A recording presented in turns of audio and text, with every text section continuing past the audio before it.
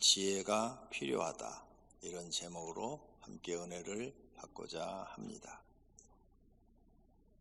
살아가는데 제일 중요한 것이 지혜입니다. 오늘 본문에 그렇게 말씀하고 있습니다. 지혜가 제일이니 지혜를 얻으라. 지혜가 제일이래요. 왜 지혜를 제일이라고 했을까요?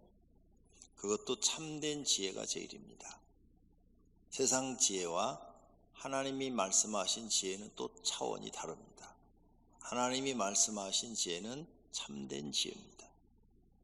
하나님은 사람을 사용하시는데 지혜로운 사람들을 선택하셨습니다. 미련한 사람을 선택하지 않았습니다. 창세기에 나오는 요셉, 지혜로워서 하나님이 선택했어요. 요셉에게 이르되 하나님이 모든 것을 내게 보이셨으니 너와 같이 명철하고 지혜 있는 자가 없도다. 요셉을 하나님이 봤을 때 지혜가 있었다는 거예요. 그래서 하나님은 요셉을 훈련시켜서 애굽의 총리의 자리에 앉게 하셨습니다. 또 모세도 하나님이 지혜로워서 선택했답니다.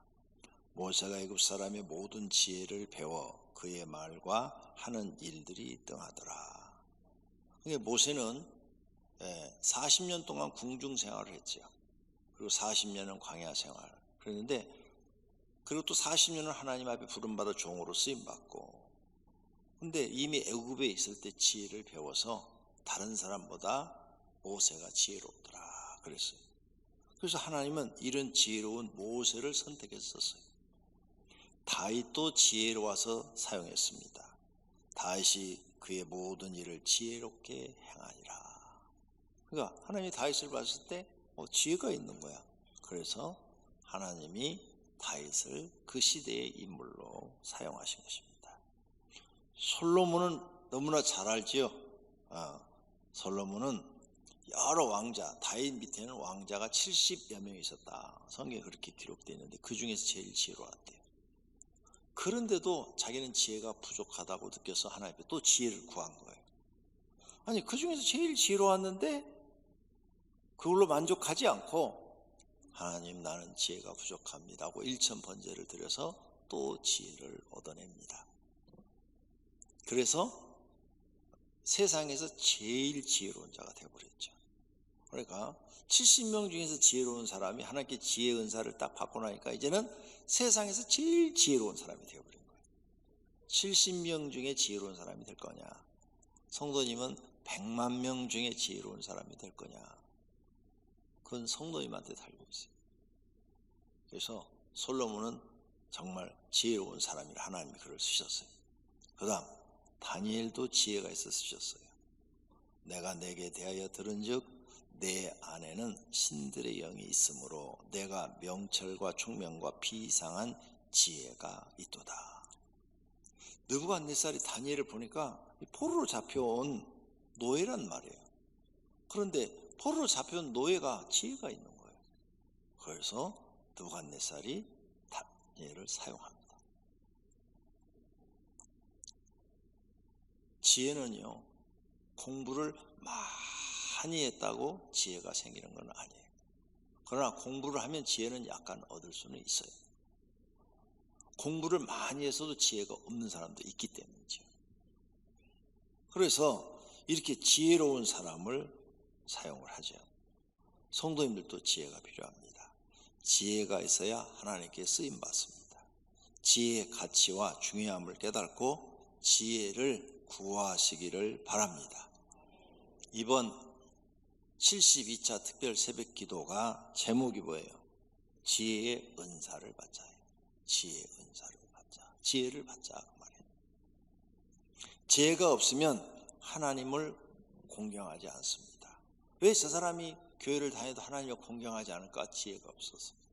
어리석고 지혜 없는 백성아, 여호와께 이같이 보답하느냐? 그는 하나님은 내 아버지시요 너를 지으시니가 아니시냐? 그가 너를 만드시고 너를 세우셨도다. 근데 너는 어찌하여 하나님을 공경하지 않느냐? 어리석은 백성아, 지혜 없는 백성아, 이렇게 말하는 거예요. 지혜가 없는 사람은 하나님을 공경할 줄을 몰라요. 지혜가 없으면 자신의 종말도 몰라요. 내가 어떻게 죽고 어느 곳으로 가는지도 몰라요. 만일 그들이 지혜가 있어 이것을 깨달았으면 자기들의 종말을 분별하였으리라. 그래서 지혜로운 사람은 자기 죽음에 대해서 알아요. 지혜로운 사람은 앞날을 미리 보거든요. 저 사람이 어떻게 될지 그걸 미리 생각해낸다고요. 그게 지혜로운 사람. 그래서 지혜가 없는 사람은 자기 죽음에 대해서도 몰라요. 자기가 어떻게 앞으로 인생을 살다가 어떻게 망하고 그리고 비참하게 사람들한테 존경도 받고 사랑도 받지도 못하고 미움받으며 살다가 죽을 것에 대해서 지혜가 없는 사람은 모른다 그 말이에요. 그리고 지옥 가는 것도 모르죠. 지혜가 없기 때문에. 그러므로 지혜가 필요한 거예요. 그럼 첫 번째로 지혜가 부족하여 생긴 일. 지혜가 부족한 사람들은 특징이 있어요. 사람들이 옆에서 너는 이렇게 멍청하냐? 이런 소리를 들어요. 그럼 되게 기분 나빠요. 네. 누구든지 기분 나쁘죠, 멍청하다는데. 그리고 무슨 일을 해도 성공을 못해요. 실패를 해요. 항상 생각이 모자라요. 무슨 말을 하고 대화를 나누면 항상 생각이 모자란 이야기를 입으로 내놔요. 열심히 그 사람은 일을 했어요. 지혜가 없는 사람. 근데 딱 주인이 와서 보고 이것도 일이라고 해놓은 거야? 똑바로 못해? 지혜가 없는 사람. 그 다음 자신이 하는 일에 발전이 없어요. 자기가 하는 일이 5년, 10년, 20년 되면 최고의 전문가가 되어 있어야 되거든요. 근데 그런 게 발전이 없어요. 지혜가 없는 사람은 나이를 먹어도 자신의 성장이 없어요. 지혜 없는 사람은 다른 사람이 깨달은 것도 자기는 못 깨달아요. 지혜 없는 사람은 미련한 소리를 들어요. 지혜 없는 사람은 직장에서 왕따를 받아요. 쟤는 안 돼, 쟤는 안 돼. 쟤 시키지 마. 쟤 시키면 일 다 그렇죠.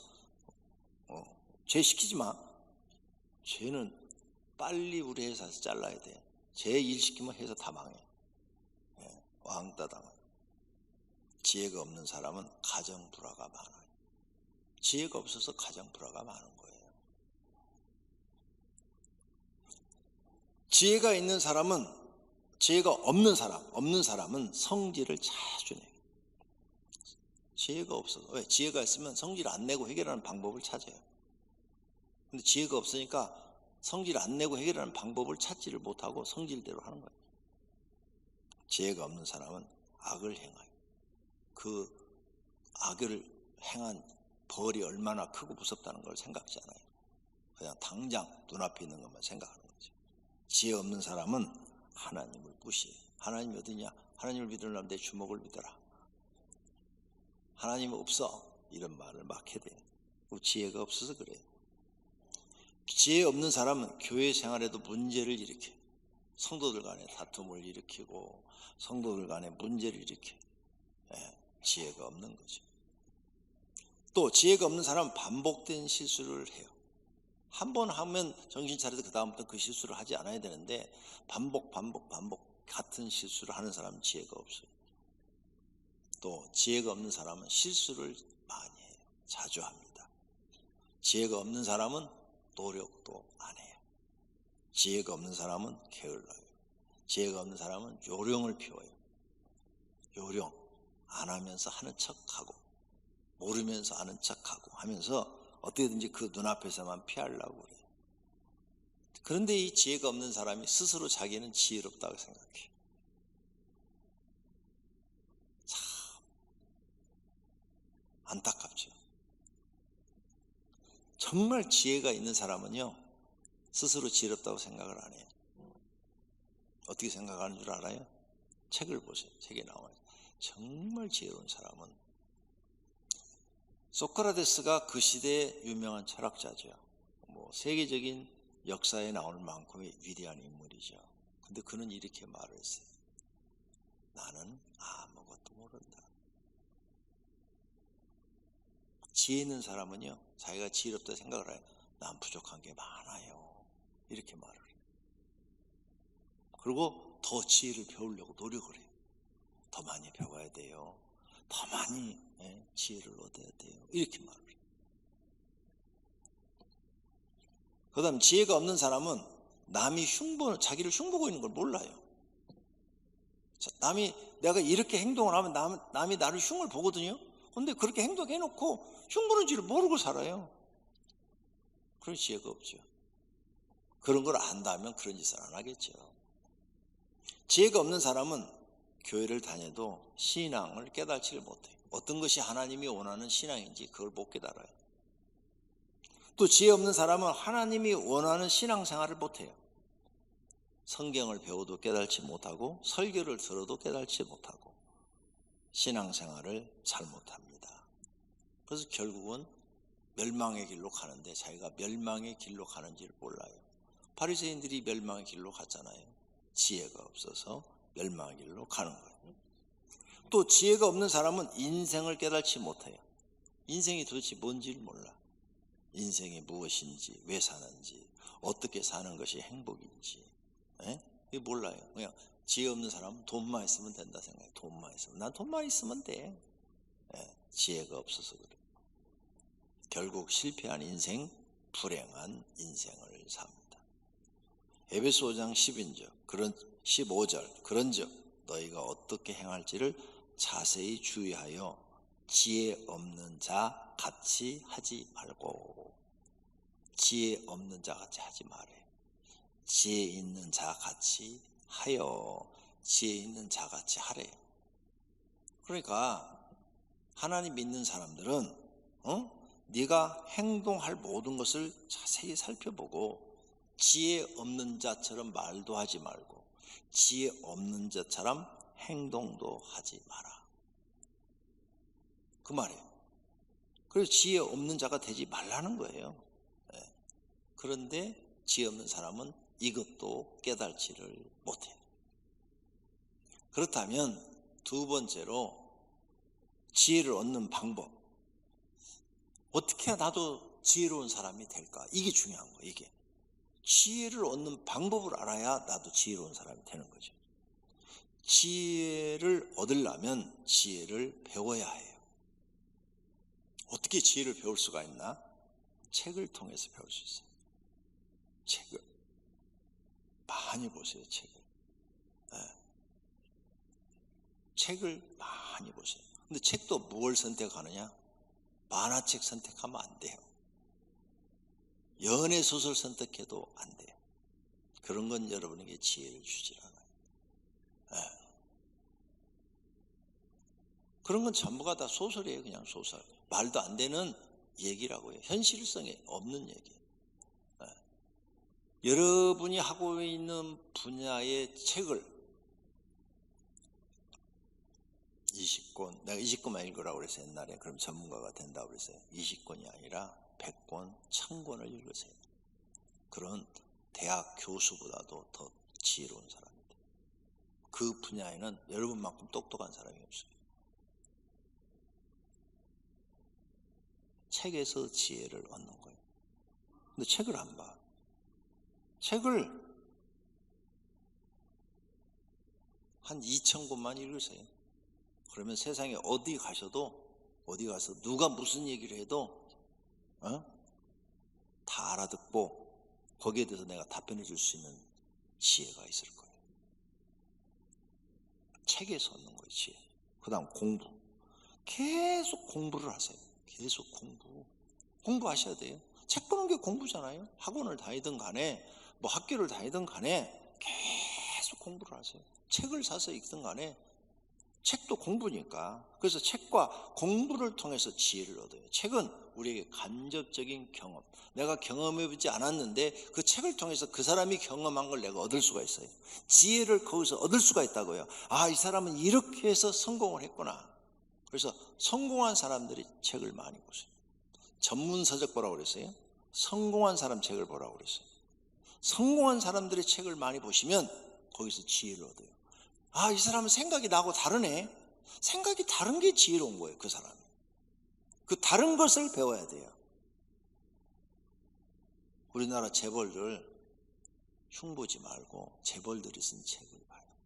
거기서 여러분은 상상도 못할 지혜를 얻을 수가 있어요. 네? 나는 그런 사람들 책을 보고요, 많이 배웠어요. 많이 배웠어요.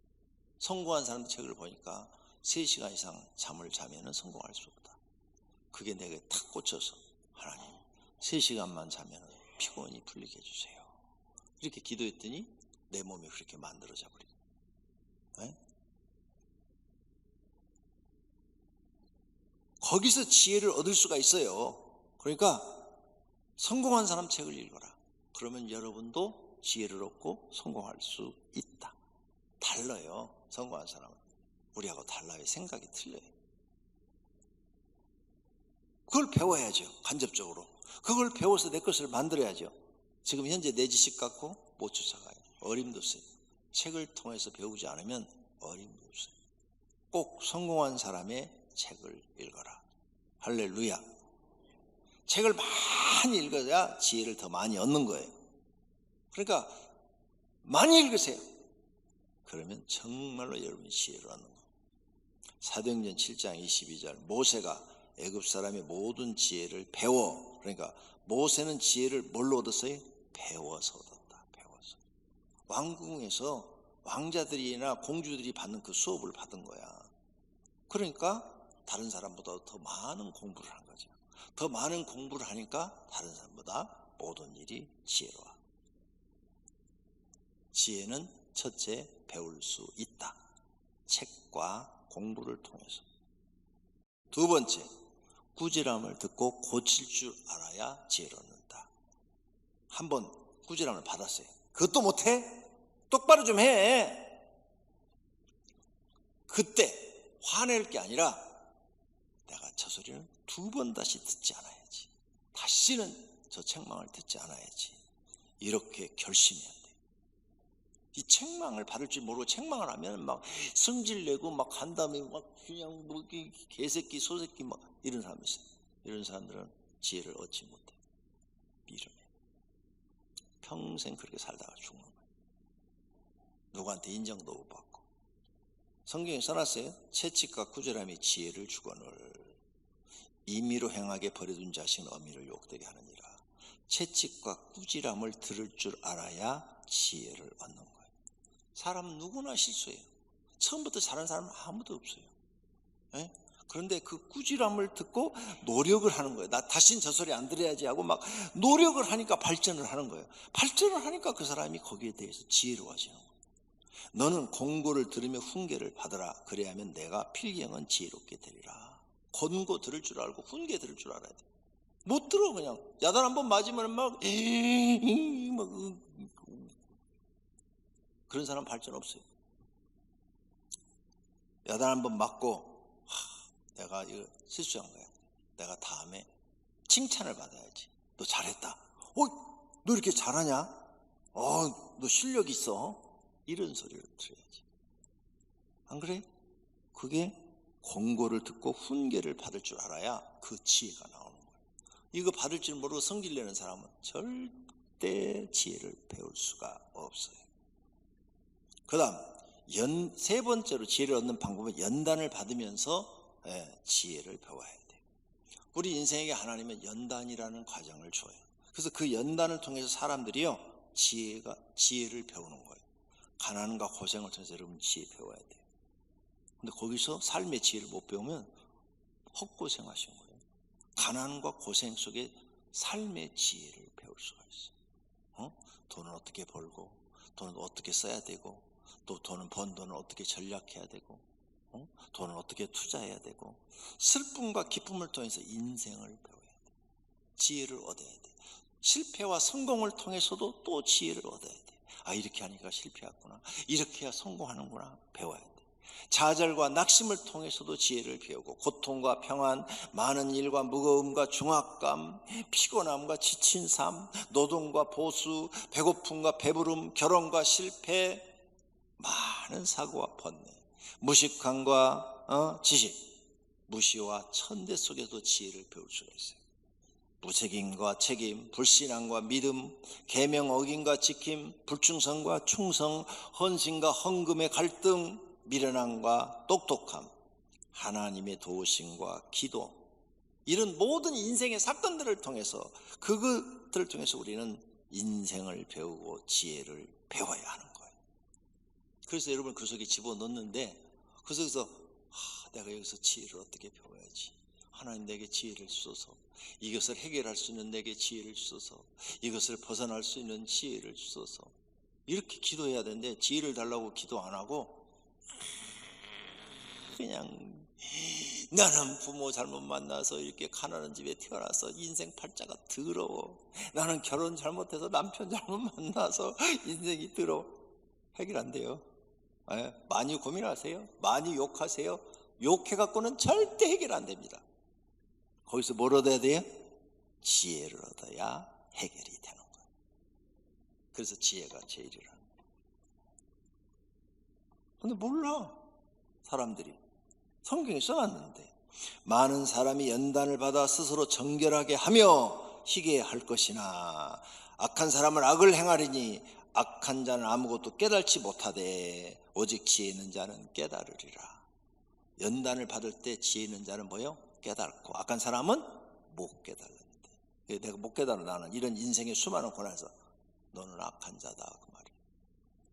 깨달았어. 그리고 깨달고 하나님께 지혜를 구했더니 그 문제를 다 해결할 수 있는 지혜를 받았어. 그런 사람은 지혜로운 사람. 그런 사람은 앞으로 이제 그런 문제가 생기면 지혜롭게 척척척척 해결해 나가는 거죠. 그래서 지혜가 제일이라. 그 다음 네 번째 지혜를 얻는 사람은 하나님께 구해야 받아요. 이건 우리가 너무나 잘 알지요. 너희 중에 누구든지 지혜가 부족하거든 모든 사람이 후히 주시고 꾸짖지 아니할 하나님께 구하라. 그리하면 주시리라. 지혜를 구하래요. 준다고. 솔로몬도 받았잖아요. 여러분도 주신대요. 내일 모레부터 있는 특별 새벽 기도 주제가 뭐라고요? 지혜의 은사를 구하라고. 앞에 써져 있네. 이번에 꼭 지혜 받으세요. 할렐루야. 내 인생의 모든 문제를 해결할 수 있는 지혜를 받으세요. 그러면 여러분 앞으로 그런 일이 닥쳐도 하나도 겁이 안 나는 거죠. 해결하면 되는 거야. 하나님께서 지혜를 주시면 될 줄로 믿습니다. 다섯 번째, 하나님과 하나님의 말씀 안에 지혜가 있어요. 그러므로 성경을 연구하셔야 돼요.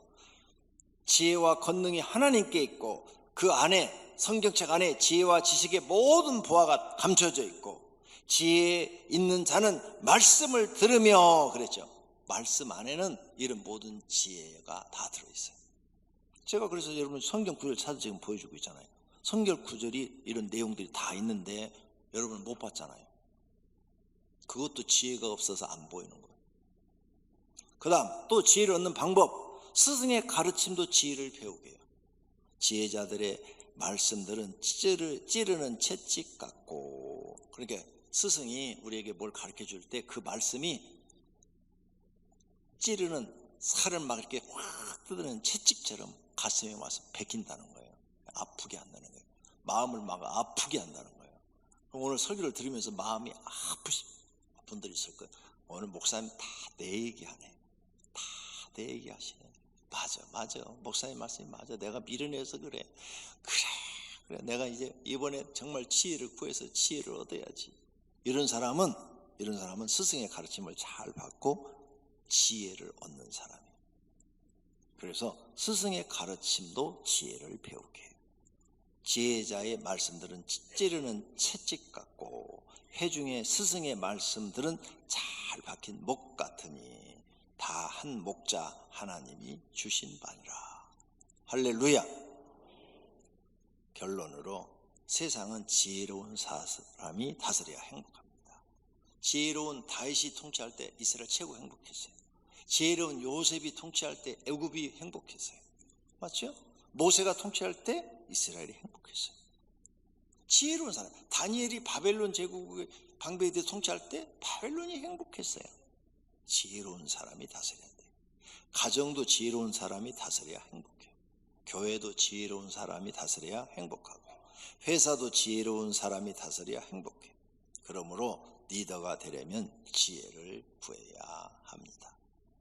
지혜가 있는 솔로몬도 1000번제를 드리는 지혜를 얻었습니다. 성도님들도 이번에 솔로몬처럼 1000번제를 드리는 것만큼 하나님께 몸과 마음을 드리며 기도하시기를 바랍니다. 하나님께 지혜를 구하시기를 바랍니다. 할렐루야. 그래서 지혜를 얻어내시기를 바랍니다.